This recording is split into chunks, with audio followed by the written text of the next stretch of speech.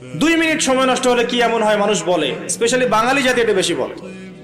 2 মিনিটে আপনি একটা কোরআন খতমের নেকি পাবেন ইনশাআল্লাহ। বিশ্বাস করলেন না? 2 মিনিট লাগবে খালি বলতে কুল হুয়াল্লাহু আহাদ আল্লাহুস সামাদ লাম ইয়ালিদ ওয়া লাম ইউলাদ ওয়া লাম ইয়াকুল লাহু কুফুয়ান আহাদ। 3 বার বলতে কয় মিনিট লাগবে? বড় জোর 2 মিনিট। 2 মিনিটে 3 বার পড়া সম্ভব সূরা ইখলাস। একবার পড়বেন কোরআনের 1/3 নেকি পেয়ে যাবেন ইনশাআল্লাহ। তাহলে 2 মিনিটে কোরআন খতম দেওয়া যায়? যায় কি যায় না? যায়। ফজিলত পাওয়া যায়।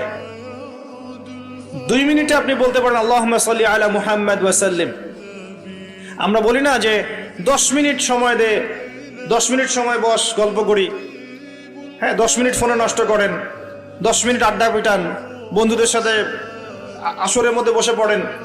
10 মিনিটে আপনি কোরআনের বিশুদ্ধ সূরাগুলো পড়তে পারবেন। 10 মিনিটে কমসে কম 100 বার পড়তে পারবেন সুবহানাল্লাহ সুবহানাল্লাহ সুবহানাল্লাহ।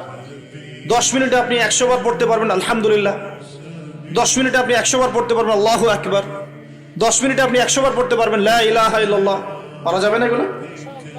10 মিনিটে আপনি 10 বার 20 বার দরুদ পড়তে পারবেন না? 10 মিনিটে 3 বার সূরা ইখলাস পড়তে পারবেন? 10 বার সূরা ইখলাস পড়তে পারবেন। আর 10 বার সূরা ইখলাস পড়লে জান্নাতে একটা ঘর নির্মাণ করা। 10 বার সূরা ইখলাস পড়লে জান্নাতে ঘর পাওয়া যায় ইনশাআল্লাহ।